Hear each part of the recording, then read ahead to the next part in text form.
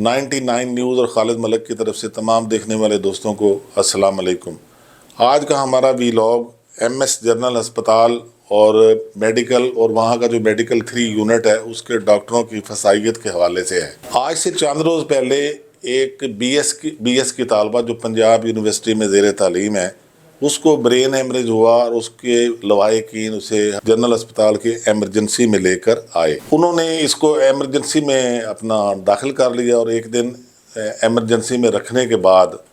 انہوں نے اس کو شفٹ کر دیا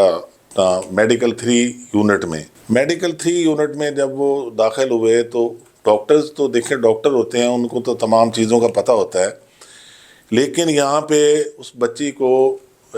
برین ہیمریج ہوا تھا، اس کی ادویات دینے کی بجائے اسے ٹی بی کی ادویات دی جانے لگیں، جس سے 2-3 دن گزرنے کے بعد اس کی حالت مزید غیر ہو گئی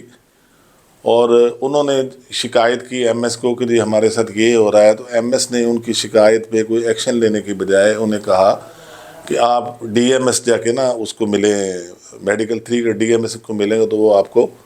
جو ہے نا وہ کرے گا، آپ کا بات سنے گا۔ لیکن جب وہ بیچارے گئے تو انہوں نے اس کی کوئی بات نہیں سنی۔ 2-3 دن وہ اسی طرح خجل خراب ہوتے رہے۔ جب اس بچی کی زیادہ حالت غیر ہو گئی تو پھر انہوں نے ڈی ایم ایس نے ان کو شفٹ اپنا وہ بنا کے ٹرانسفر لیٹر بنا کے دے دیا کہ آپ اس میں چلے جائیں پنز ہسپتال میں نا جی۔ بیسک یہ کیس تھا ہی پنز کا۔ ان کو جیسے ہی بچی کو لایا گیا تھا ان کو فوری طور پہ اس کو پنز ہسپتال میں ٹرانسفر کرنا چاہیے تھا، لیکن انہوں نے ایسا نہیں کیا اور وہ اپنے تجربے اس پہ کرتے رہے جس سے اس کی حالت غیر ہو گئی۔ تو اس میں ان کی تعریف کرنا ضروری ہے، جو آصف بشیر صاحب ہیں وہاں کے پرنسپل ہیں، انہوں نے ذاتی پین لے کے اور مطلب ایمرجنسی میں ان کو بیڈ جو ہے نا وہ لے کے دیا اور وہاں پہ بچی کو داخل کرایا۔ اب وہ 3-4 دن وہاں پہ 3-4 دن سے وہاں پہ ہے اور اس کی حالت پہلے سے